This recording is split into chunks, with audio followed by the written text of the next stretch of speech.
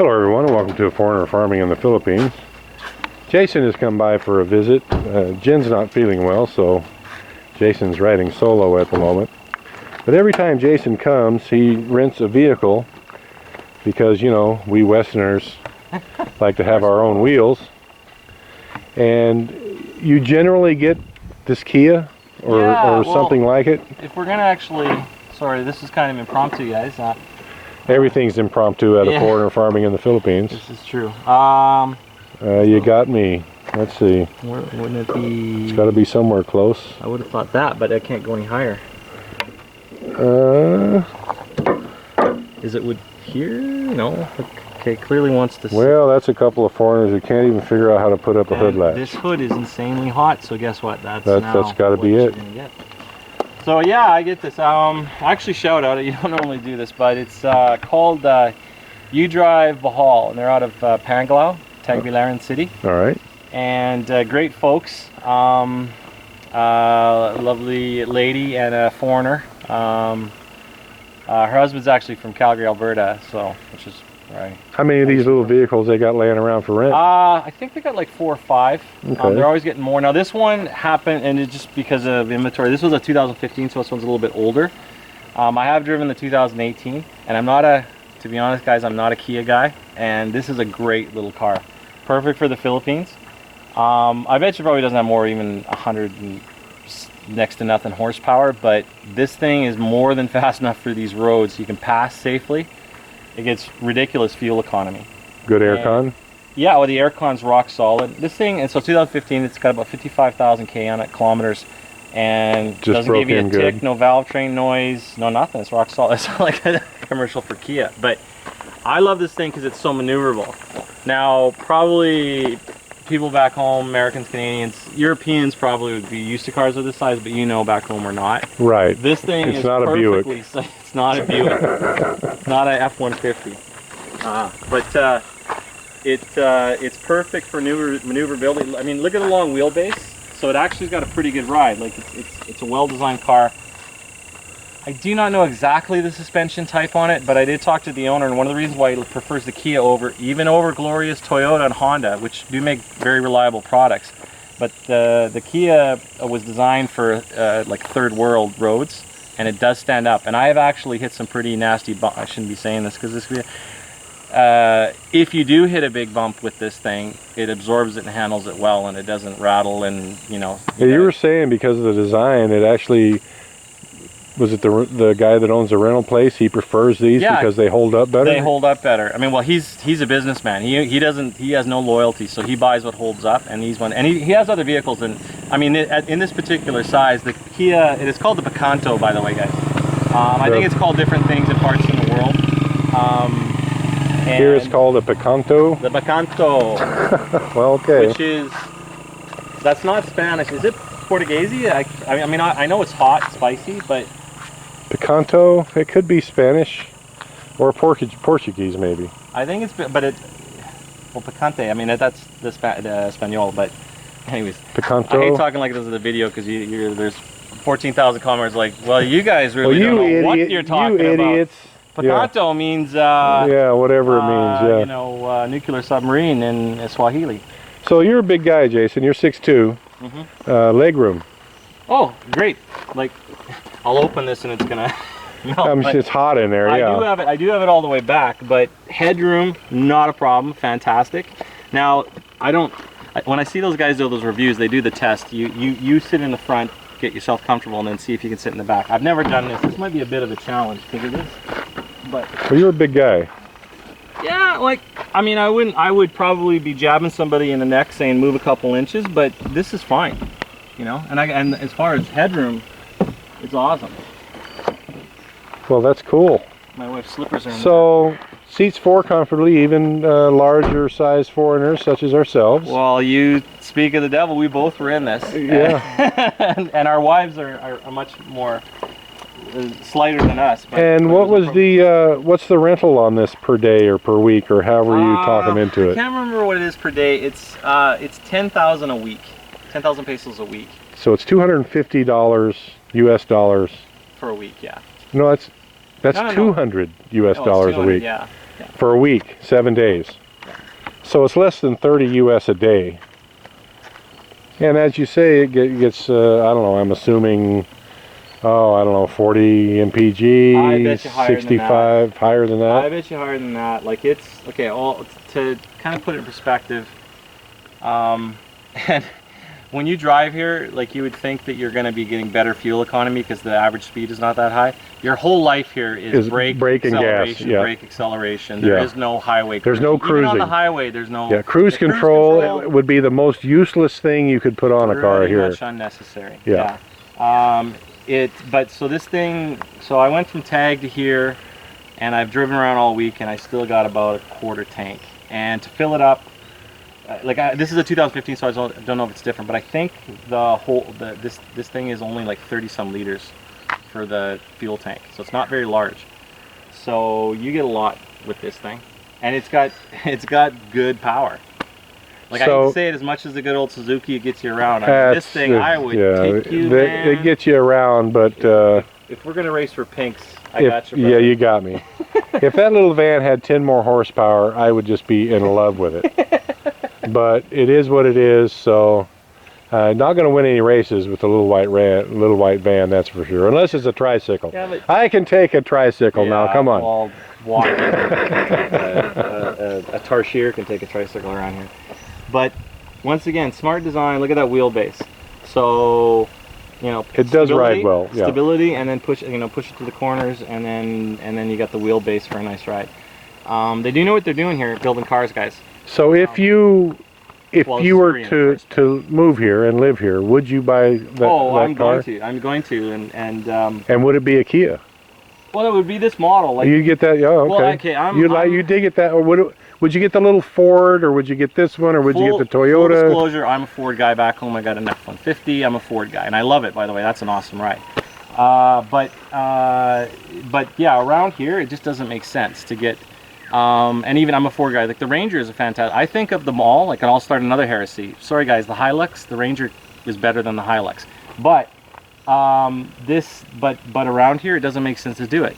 Are you going to pay 1.6 million pesos for a nice Toyota, a nice Ford, a nice Isuzu? There's a lot. I mean, there's a lot of good mid-sized trucks around here. Yeah. But on these roads, like, you're just beating them to death. And the thing is, it's crazy, is that you wouldn't think it would make much of a difference, but an F-150 is probably a foot wider than this car, maybe 18 inches even.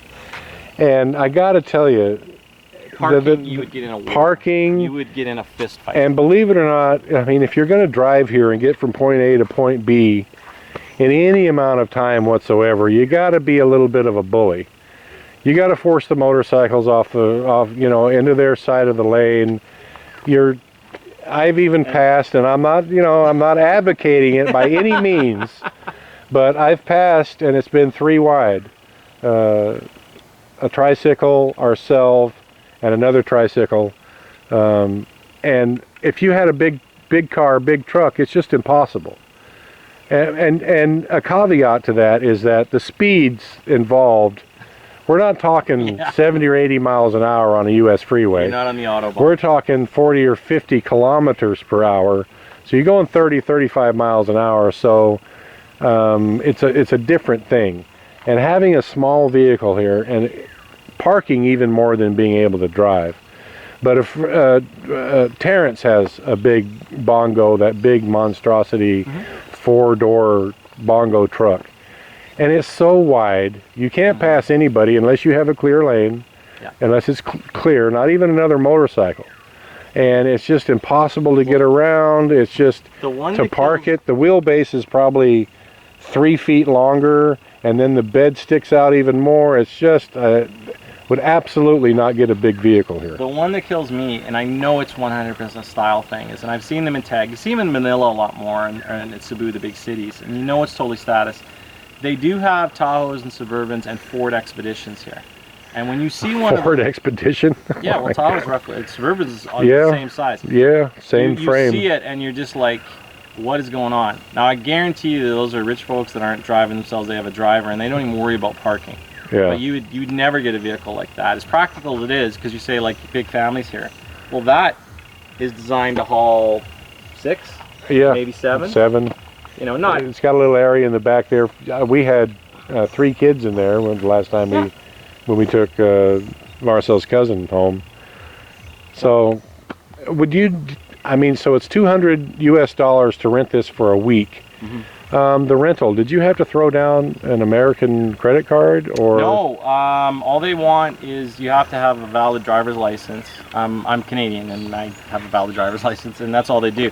Now the one thing they do is when you buy it, the insurance is pre-built into that pricing. So there's a 10,000. So you don't rent it and then peso deductible for my insurance. So if I whack in, because you want to get that very clear. I mean, I have insurance that covers myself for rental cars, but it's the Philippines, and you always worry about such things. Yeah. She said, no, sir, it's all taken care of. It's all built into the price. So there is a 10,000 deductible. And usually in the States it's not, and they ask you. Well, when I've rented cars there, I also had the insurance where it covered me when I had a rental car. But usually after they'll tell you it's $44.95 a day. Oh, and then sir, it's an extra $5.50 for insurance. For insurance, and you have to be. And I'll tell you something, because I'm Canadian, but I do work in the States fairly often. Don't worry, Jason. No one holds it against you that you're Canadian, except this me. Guy. Yeah. Boy, this guy. The only reason I bring it up is this guy. I get reminded I'm a Canuck every 5 seconds. But anyways, nowadays what they're doing, even in the States and Canada too, is they're not taking. You have insurance? They're not taking your word for it. The last couple. It's all computerized now. Well, they want to see it. It's like, well, do you have your actual insurance with you, or can you pull it up on your phone, stuff like that? Yeah. And they ask you that now. And if you don't, they're like, guess what? You're taking it, whether you like it or not. Now, I don't know if they reimburse you if you prove it later that you did have it, but it is one of those things. But if you can't prove you do have it, you're buying it. Well, because they're probably running into so many issues that people say, oh, I had insurance, and then they, blow it up, and it's like, well. The thing with me is that always when you got the insurance from the car rental company, it was always 3 times more than, because I had a perfect driving record. I drove for a living, even had commercial insurance, so I was paying pretty low rates. But maybe it was one of those times I went to rent a car and I couldn't prove that I had insurance, right? And it was like $6 a day, which is, if you figure it out a month, that's $180 a month. And I think that I was paying like maybe twice that for a year. And it just irked me that I had to pay so much when I had been so diligent and so my entire driving career to have a perfect record, and they're gouging me. So. Well, you want to make money. What do they say? Well, we'll make money, son, get into insurance. Yeah. So, but have you researched what these go for new here? Yeah, they. I think they're like, I think that they're between 600,000 and 800,000 pesos. Now it's always hard to tell because it's almost like they never want to give you the price. They always want to talk about the DP, as they say, the down payment. Yeah. They want to sell it that way because very few people do probably pay cash for them. But I have looked it up, and it's somewhere between 600,000 and 800,000.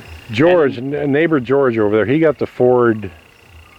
No, you got a Toyota. Yeah, he got a Toyota something like it's a different name here. It's like a Vios or something. Vios, maybe small, that's what it was. Yeah. But I remember it was around 12K US. So what would that be? 600,000 pesos. And he did pay cash. Well, that would be 600,000. Yeah. 50. And I thought, man, that's a pretty good deal. It's a brand new car. Now there is one caveat to this. So we made this whole thing sort of ragging on the Rangers and Hiluxes and all that kind of stuff. The one thing is when you are going down these back roads, nothing more than 10 kilometers an hour. Like, you go slow. Yeah. You take it easy because you're just asking for Whereas trouble. if you had a Ranger, you would be grabbing gears, and who cares about the big rocks and probably. Yeah. But the other part of Ryan, let's be honest, half the time it's a status symbol here. Yeah. Like, that's what kids aspire to. They don't aspire to owning a Picanto. Picanto or whatever. They aspire to get the Hilux. I mean, not just Ranger, Hilux, the D-Max, whatever. Yeah. That's what the kids want. Yeah. Because I'm a Ford guy. That's what the adults want. Well, you're right. Or what was we were at the attorney's office last week, and he had a Calibre. Yeah, it's a nice truck. Yeah, and it was a nice truck. Very nice truck. Yeah. But he's an attorney. He can kind of throw that out there. But even he was not. He was shedding tears about his monthlies. Wow. So I think the banks. There's Wowie. I'm going to have to wrap this one up. The The vet like, tech is kids here. aspire to own here is not trucks, but to aspire to own, you know. Yeah, a good really nice motorcycle. bike. Yeah. Well, alrighty, everyone. That's the. Anything else we can cover on that Picanto? Great car. Great car. You'd highly recommend it? I never gonna love it, but I give it 2 thumbs up. 2 thumbs Yeah, up. it's a all great right. car. And what's the name of the place? We might as well give them a shout out. What's the name of the place again? You Drive Bahal. You Drive Bahal. And they have their own. They do have a separate website. You don't have to, necessarily go through a travel consolidator, There you go. Expedia or whatever. You can just go to their site. Yeah, and they're great to deal with. Just have a driver's license and have. They do ask for. I think the minimum deposit, like no matter what it is, I think you got to be able to put an extra 3,000 pesos over and above what you get, because they do have daily rates. So you do have to have. In case you're a day late. Well, yeah, they cover it, Right. but also damage and whatever. Yeah. Because the other thing is, it's not just that. I remember. I always try to make a point of trying to wash it, Yeah. and she was very surprised about that because she said, like, you're the only person that's ever like done that for us. Which is, I think, it's their car. You try to be nice and polite. Yeah. But they have to, because they have to clean them and all that kind of stuff sometimes. Sometimes they come back pretty ratty, she said. I can And that's imagine. tourists. Yeah. That's us. That's that's- us. That's us being. Well, it's not treated yours, well. so some people just think it's not mine. I don't care. Yeah, and to be fair, I've bagged a few rental cars myself. Back in your misspent youth. Well, that's why you go to Las Vegas, and as you say, it's $6 a day, and you know what? You bring it back. There's no doors on it. There's the keys. We had a good time. Yeah, I'm in a hurry. My plane. I gotta catch my plane. I gotta go. Yeah. Here's my say. Yeah, okay, well, 3 days. Like, here's my $18. Thank you. Yeah. All right. Thank you, everyone. Please like, comment, share, and subscribe.